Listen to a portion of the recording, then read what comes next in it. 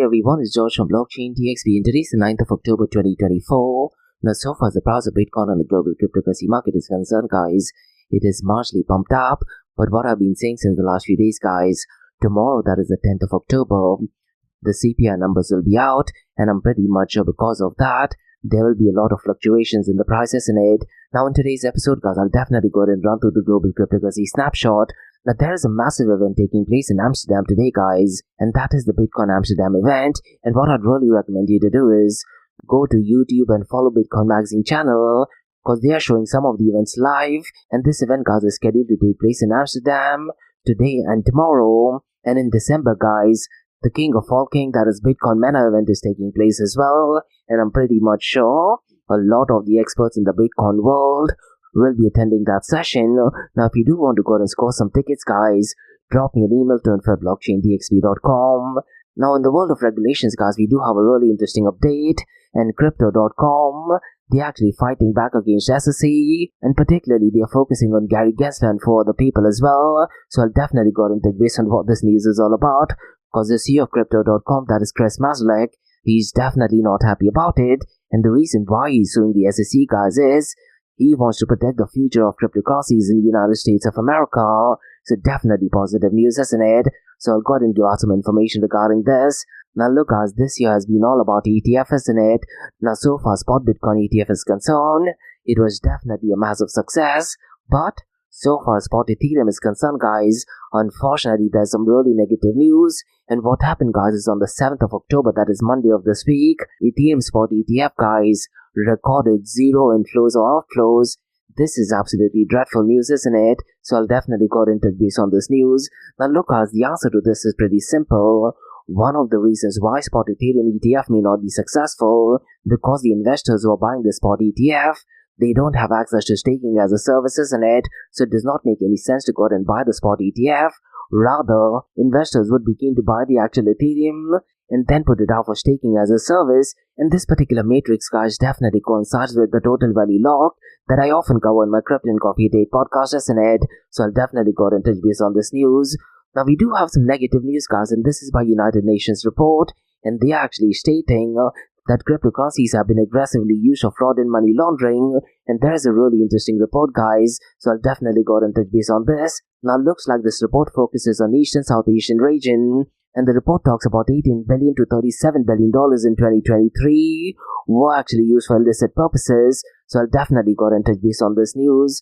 Now look, guys, news suggests this is definitely not good for the cryptocurrency world, isn't it? But you also need to compare it with what is going on with the fiat world. I'm pretty much sure the numbers will be double or triple of these numbers. But nonetheless, guys, it is definitely unfortunate news. Now the final news, guys, has to do with spot ETF, but this has to do with Ripple's XRP ETF. And Canary Capital, they have submitted registration with the US Security and Exchange Commission. Now look, guys, I did actually talk about this earlier this week as well. I do feel that there's less chance for an XRP ETF to be approved. And right now, as we speak, guys, there is a Solana ETF underway as well. And the chances for that to be approved is extremely less as well. But nonetheless, guys, I'll definitely go and touch base on this news. So quite a lot to cover, guys, in today's episode. And like we do in every Crypto and Coffee Date podcast, we will be looking at 2 news from Dubai, UAE, and the Middle East. Now, the first news, guys, is definitely positive news. And Dubai Chambers of Commerce, they are showcasing the role of digitisation as well as artificial intelligence and sustainable business practice. And there's something called a Sustainable Week, which is actually taking place right now. So I'll definitely go and touch base on this news. And the second news, guys, is a really interesting news from the Kingdom of Saudi Arabia. And Saudi Arabia, guys, they have attracted 40 French AI startups. So really interesting news, isn't it? And I've already said this, guys. So far as artificial intelligence is concerned, I wouldn't be surprised if the Kingdom of Saudi Arabia turns out to be the leader, not just in the Middle East, probably in the entire world as well. So definitely interesting news in my opinion. So quite a lot to cover, guys, in today's episode. Let's kickstart with it right away. Thank you to our sponsors for being part of the Blockchain DXB journey. Firstly, Advanced Media.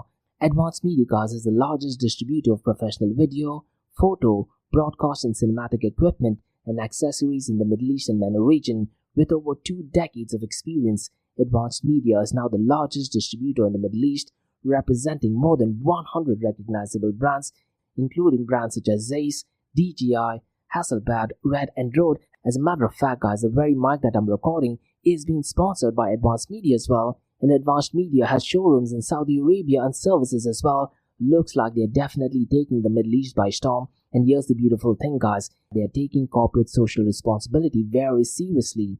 And they're focusing on 3 Ps. That is people, planet, and prosperity. Now listen, guys, if you do want to find out more information regarding the statement of corporate social responsibility, check out the website, that is www.amt.tv. And here's the beautiful thing, guys. They also want to be a leader and set an example and reputation as a pioneer and member of the community. And in doing so, guys, they also have an AMT scholarship with SAE Institute in Dubai, UAE. So definitely check it out. And also, guys, Advanced Media is committed to persistently developing, organizing, and hosting training workshops, seminars, and community events that educate, inform, and familiarize consumers with new equipment and the latest technological advances. So listen, guys, do one thing. If you do want to support this channel, go to the website, that is www.amt.tv, and follow the social media channels as well. All of the details are in the show notes below. Next. Hey guys, listen, there are 4 things that I'm really passionate about. The first one is death metal. The second one is Bitcoin. The third one is ice cold beer. You can't go wrong with ice cold beer, isn't it? And the fourth one, guys, is obstacle course racing. And today, guys, I've got something really huge to share to my audience. And guys, get ready to be part of the inaugural event of Arabian Warriors event, which is scheduled to take place in Dubai on the 26th of October. And this is taking place in the iconic location of Dubai Islands. Now look, guys, this is just not another race. It is a culmination of years of hard work by the team. And Arabian Warriors, guys, is born in the Middle East with strong Middle Eastern values, and their goal is pretty simple, guys. They want to make Arabian Warrior the world's premier OCR event. Now, whether you're a seasoned athlete or just looking for a challenge, they got everything covered for you. And they have different raid formats as well. You have 5 kilometers, 10 kilometers, 20 kilometers, and the big one, that is 50-kilometer event. And there will be a number of unique, challenging, and different obstacles throughout the course. And that's not all, guys. There are events lined up in Qatar as well. Now here's a sweet bonus, guys. Use the code SIGNUP for a 10% discount on your registration. So don't miss this chance to take on a brand new course with some of the toughest obstacles you've ever seen. So do one thing, guys, head over to arabianwarriors.me and sign up for the event, and you can also score a 10% discount code by using the code SIGNUP10. Once again, guys, the website is arabianwarriors.me, and the link to that is in the show notes below, and I'll see you on the race course. Next. Startup OI is global one-tech platform for tech. It offers global high-paying tech jobs with flexibility in working time and location, global free tech events, and tech networks to connect with global like-minded engineers.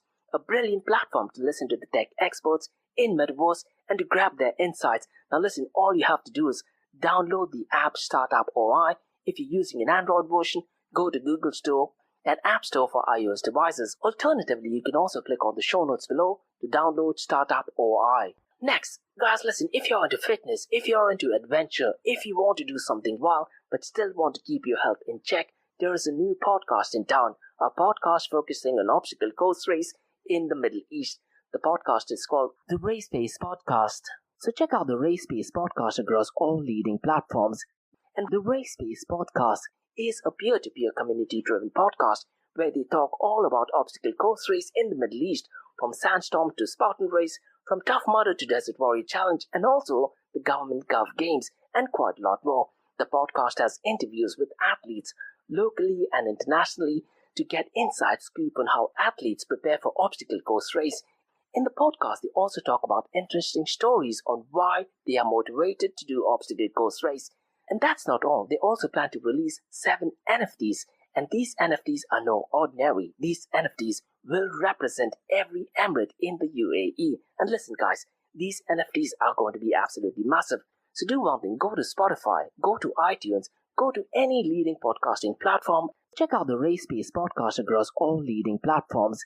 And finally, guys, not your keys, not your crypto. If you have dabbled with cryptocurrencies and now are seriously getting to protect your cryptocurrencies, there is no better way to protect it by using a hardware wallet. And this is where Ledger Wallet kicks in. And Ledger Wallets are hardware cryptocurrency wallets made by Ledger, a company headquartered in Paris, France. And Ledger's hardware wallets are multi-currency wallets that are used to store private keys for cryptocurrencies offline. And Ledger offers two hardware wallets, the Ledger Nano and Ledger Nano X wallets.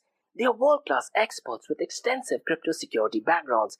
They continuously look for vulnerabilities in Ledger products in a constant effort to improve the level of security. Now, in today's world, securing these digital assets is a critical challenge, and this is where Ledger kicks in. So click the link below to buy your hardware wallet and support this podcast. It is a brilliant way to support this podcast. So what are you waiting for? The link is in the show notes below. Now guys, since you've taken care of that, let's kickstart by looking at the global cryptocurrency market. Now the global cryptocurrency market, guys, hasn't moved a lot since the last 24 hours. Today it is at $2.17 trillion. But since the last 24 hours, it is marginally up by 0.16%. Now if you look at the total cryptocurrency market volume, guys, it has actually gone down. And today it is at $68.19 billion. And in comparison to yesterday, guys, it is down by 18.83%. Now look, guys, when the CPI numbers will be out tomorrow, I'm pretty much sure the numbers will definitely increase. So what I'd really recommend you to do is, guys, the CPI numbers will be out at 10:30 a.m. Eastern Standard Time, which would be roughly around 5:30 p.m. Gulf Standard Time, isn't it? And based on my experience, guys, 3 to 4 hours after the CPI number is out, that is when the market tends to fluctuate. And the answer to that is pretty simple, guys. Mainstream media, they go out and publish these news, isn't it? And because of that, guys, the prices of Bitcoin and cryptocurrencies will be fluctuating. And that news, guys, directly impacts the price of Bitcoin and cryptocurrencies. Now let's look at the volume in decentralized finance. And unfortunately, guys, the number is definitely not good. It is only at $3.61 billion.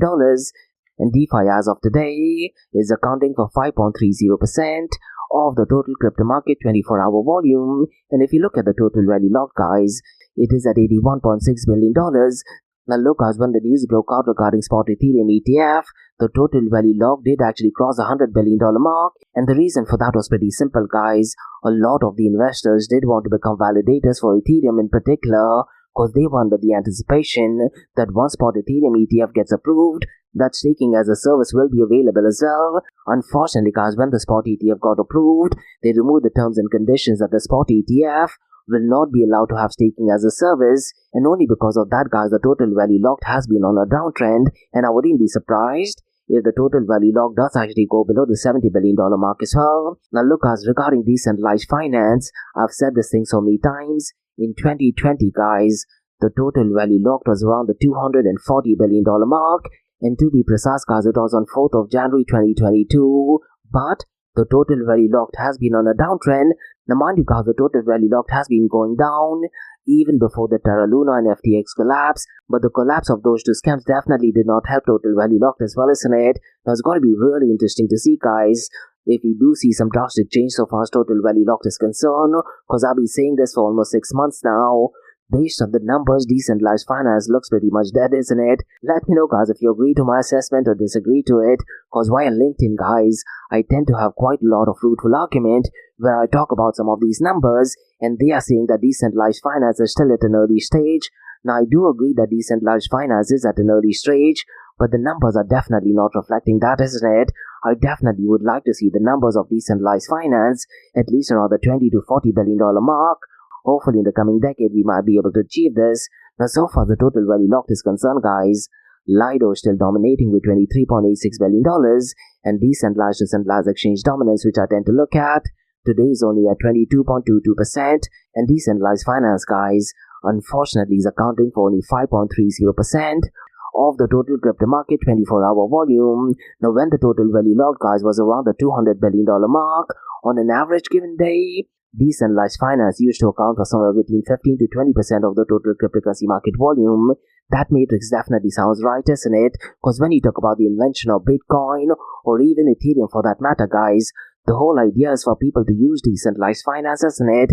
And definitely not stable coins, because according to me, guys, stablecoin issuers are literally replacing the role of a bank. Now granted, there are definitely brilliant use cases of stable coins, but I would really like to see the number of decentralized finance much higher. Now keeping that thing in mind, guys, if you look at the 24-hour volume of decentralized exchanges, it is pretty much the same as yesterday. Uniswap's volume is over the $1 billion mark. It is at $1.21 billion. PancakeSwap, guys, is at number 2nd. Its volume is $621.02 million. Radium is at number 3rd. Its volume is $403.24 million. Aerodrome, guys, is at number 4th. Its volume is $481.24 million. And at number 5th, guys, is Orca. Its volume is $369.30 million.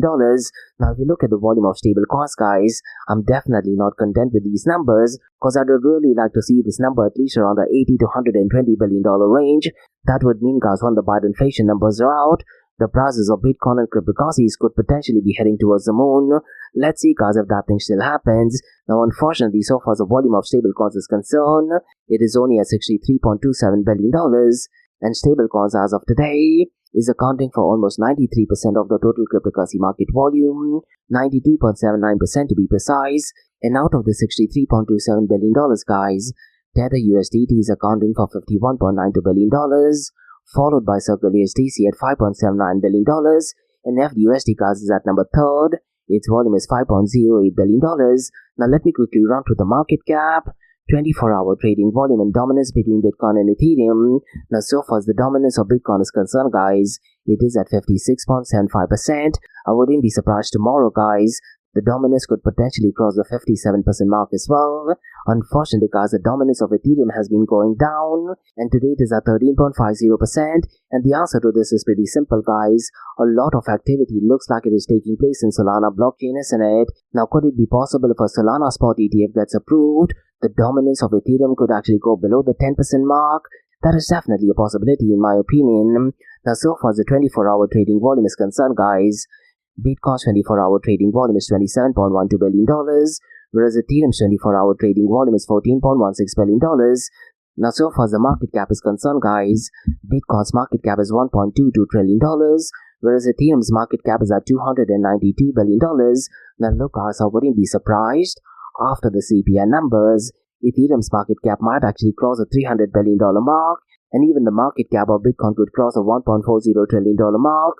Because look, guys, you also need to remember that there is a Bitcoin event taking place in Amsterdam as well, isn't it? Now, the timing for this is absolutely spot on and perfect, because whenever there are such events, guys, a lot of institutional investors as well as retail investors tend to attend these events, and based on what information is put out there, they definitely got to make decision to go and invest in Bitcoin, in my opinion. So the timing of these events are absolutely spot on as well. Now, what I want to do next, guys, is I quickly want to run through the market cap of exchange tokens. Now, the number one, guys, is no surprise, is Uniswap, and its market cap is at $5.38 billion. But look, guys, it's really important to note that the CEO of Uniswap has received Wells notice from SEC, isn't it? And on similar note, guys, later on I'll go and discuss the CEO of Crypto.com, who's actually going ahead and suing SEC as well as a couple of employees as well, isn't it? So it's going to be really interesting to see, guys, after the US elections, if Gary Gensler is still in position or if he's fired. Now, the number second exchange token, guys, is OKB, and its market cap is at $2.57 billion. Thorchain, guys, is at number 3rd. Its market cap is $1.68 billion. BitGet token is at number 4th, and it is at $1.49 billion. And yesterday, guys, we talked about some flash crash regarding BitGet token, isn't it? But looks like that thing has been solved, and people are being compensated who have been suffered because of the flash crash. Now, the fifth one, guys, is Gate token, and its market cap is $1.15 billion. Now, guys, let's go ahead and look at the king of all kings, that is Bitcoin. Now, since the last 24 hours, guys, the price of Bitcoin is up by 0.14%, and right now it is at $62,215. And since the last 7 days, guys, it is up by 0.78%. Ethereum is at $2,435. And since the last 24 hours, it is up by 0.66%. But since the last 7 days, guys, it is actually down by 1.92%. Binance BNB Coin is at $583. And since the last 24 hours, it is up by 3.92%.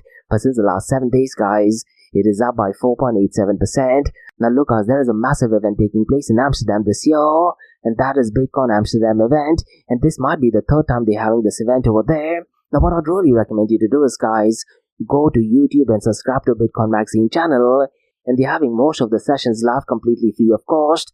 And looks like this year they're focusing on 3 areas at the Bitcoin Amsterdam event. The first one is the future of Bitcoin in the year 2050. The second one is fighting for a fair regulatory environment. And the third one is challenging Bitcoin's narrative. Now look, guys, because of these events, the prices of Bitcoin definitely fluctuates. And I very specifically remember, guys, roughly around in 2022, there was also an event called as the Bitcoin B event. And this event was focused only for institutional investors. and there were speakers like Jack Dorsey as well as Elon Musk, and this was only a virtual event, and only because of this news, guys, the prices of Bitcoin did actually pump up by $4,000 to $7,000. Now what I tend to do is, guys, whenever these events or even the CPI numbers or FOMC meeting event takes place, I tend to track the prices 3 to 4 hours before the event, during the event, and 3 to 4 hours after the event. And based on my experience, guys, 3 to 4 hours after the event is when the prices tend to fluctuate, either in a positive or in a negative way. And the answer to this is pretty simple, isn't it? Mainstream media, they got and published a lot of these information. So what I'd really recommend you to do is, guys, tomorrow and the after, definitely keep an eye on the CPI numbers, and then you may also want to check when the Bitcoin Amsterdam event ends. And based on my understanding, guys, both of the events are exactly ending at the same time, so really interesting timing for the event in my opinion. Now, guys, let's go ahead and discuss some drama between SEC versus Crypto.com. And Crypto.com, they have filed a lawsuit against US Security and Exchange Commission, along with Gary Gensler and 4 commissioners after receiving a Wells notice.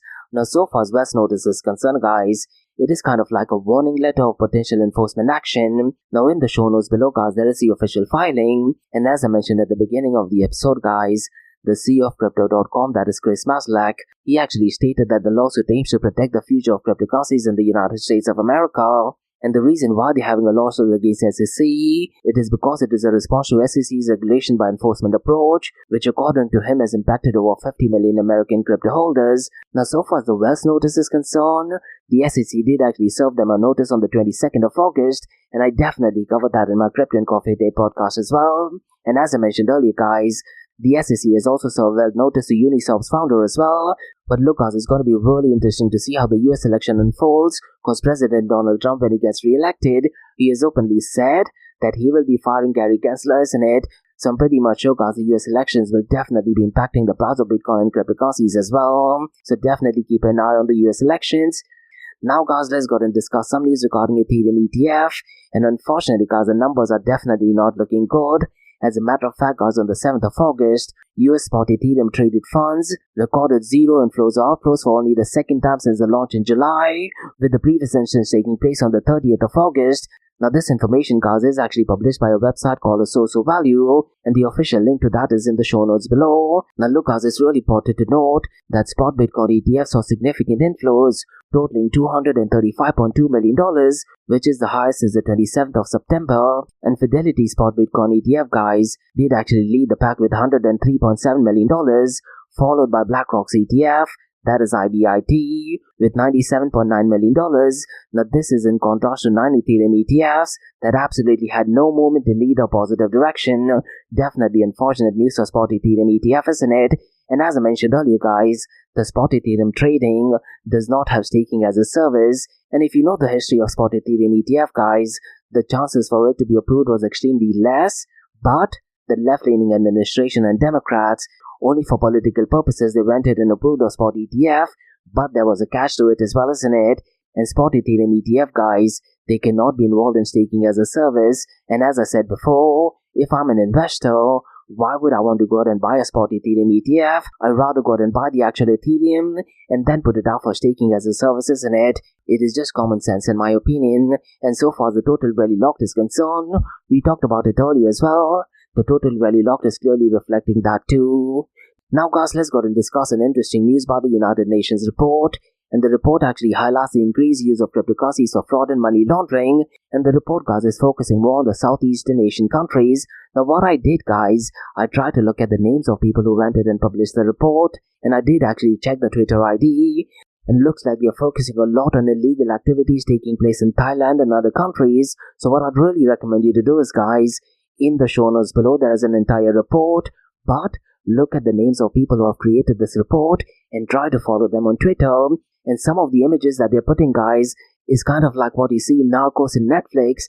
Definitely scary stuff in my opinion. Now, what this report estimates, guys, is that financial losses from scams targeting victims in East and South Asian region range somewhere between $18 billion to $37 billion in 2023, with a significant portion attributed to organized crime groups in the region. And based on this report, guys, high-risk virtual asset service providers have facilitated between $49 billion and $64 billion in cryptocurrency transactions from 2021 to 2024. Now look, guys, these days do actually match with Biden regime as well, isn't it? Some kind of connection in my opinion. Let me know, guys, what are your thoughts regarding this report. But look, I'd be really curious to check, how does the fiat dollar compare to this? I wouldn't be surprised if the numbers are pretty much the same, or maybe a couple of percentage higher than this as well.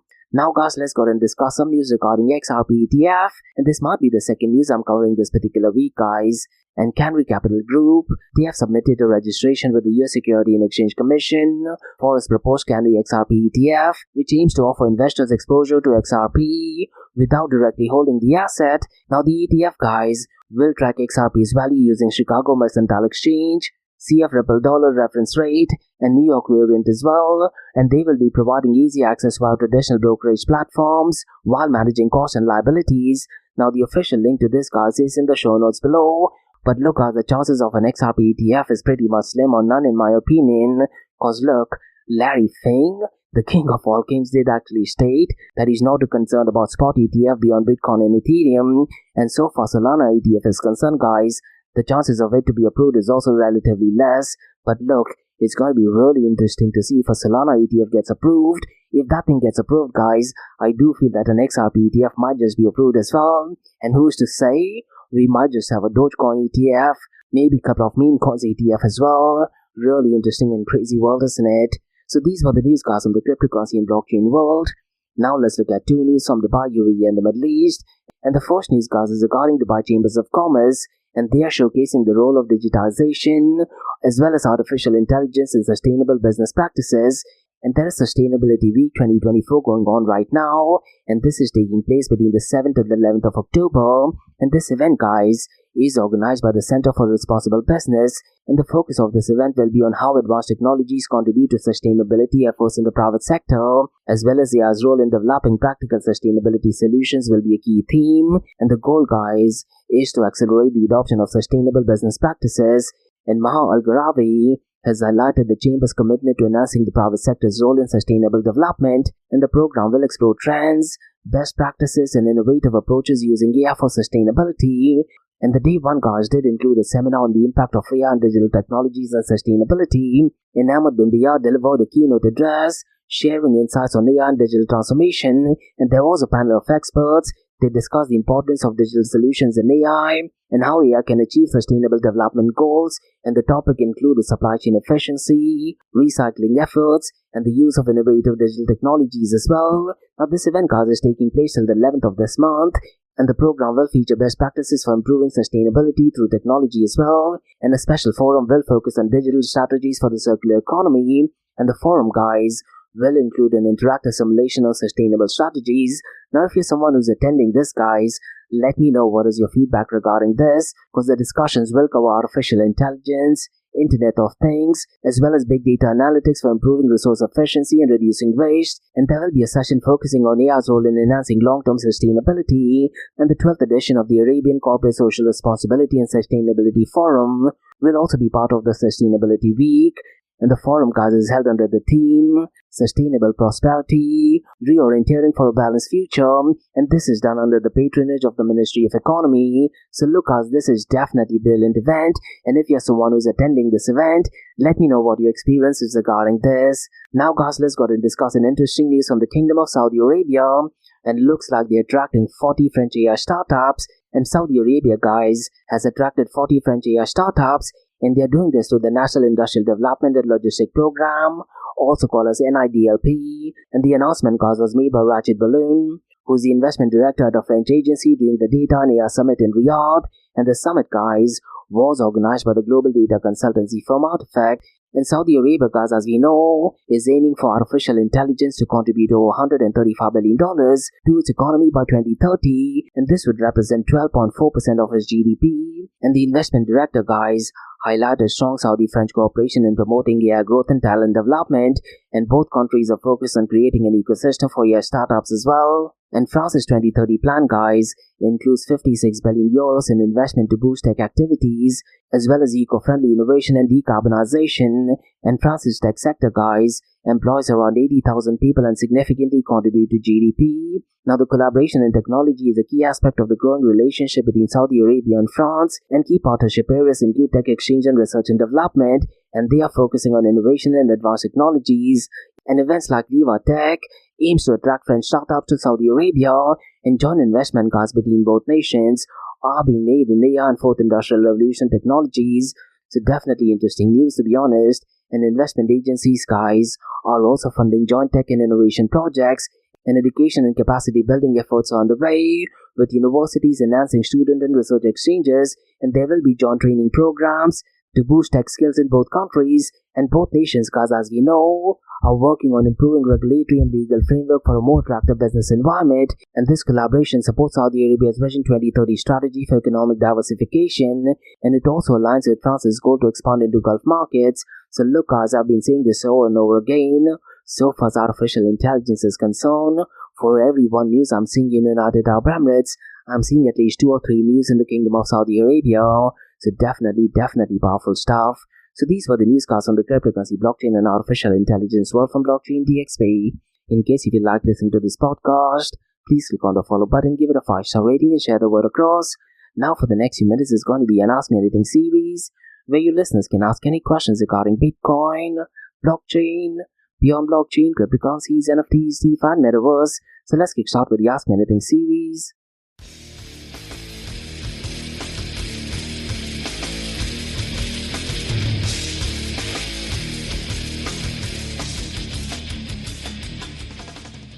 Hey everyone, it's George from Blockchain DXB. You're listening to the Ask Me Anything series, where you listeners can ask any questions regarding Bitcoin, blockchain, beyond blockchain, cryptocurrencies, NFTs, DeFi, and Metaverse. I have a question by Jeff who asks, how do you think regulatory changes will impact the future of cryptocurrencies? Now look, Jeff, this is such a brilliant question. Now me personally, I'd like to see no regulation whatsoever. Now from a political and regulation point of view, I would really recommend you to follow Vivek Ramaswamy. And just a few hours ago, he mentioned via Instagram why regulations are not great, and he's focusing on deregulating quite a lot of things. Now look, if you follow Austrian economics, it literally talks about the market taking care of everything as well as in it. So keeping all this thing in mind, I'd like to see no regulations as well. And some of the OGs of Bitcoin, they've often said that the best thing what governments can do regarding Bitcoin only is not to have any regulations whatsoever. But look, that thing being said, Jeff, I do think that regulations are needed, especially when there is a centralized entity involved in it. Now, based on my understanding, regulations should be focused on 3 areas. The first one is when there is a centralized entity involved. The second one is ensuring that there is no false practices taking place in the marketplace. And the third one, and the most important one, is to protect us investors and average individual people like you and me, isn't it? So keeping all this thing in mind, I do feel that regulations are needed, but at a macro level, I think the best thing our government can do is not have any regulations at all. Now that thing being said, Jeff, regulatory changes are definitely going to have a massive impact on the future of cryptocurrencies.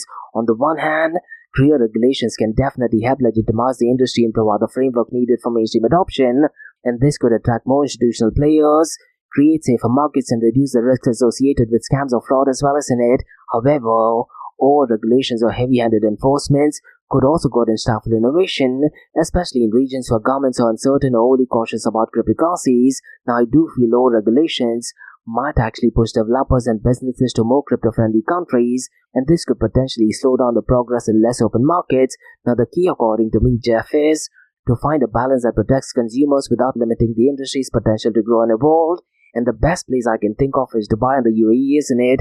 Because look, the regulations are definitely promoting a lot of innovations, and there are so many events taking place, particularly in the Middle East this season as well. But that thing being said, so far as privacy coins are concerned, we cannot go ahead and promote any of these privacy coins, nor have any events focusing on privacy coins as well as in it. So these are the balance we need to be thinking about as well. But definitely interesting question. And that's about all, guys, from the Ask Me Anything season Blockchain DXB. In case if you like listening to this podcast, please click on the follow button, give it a 5-star rating, and share the word across.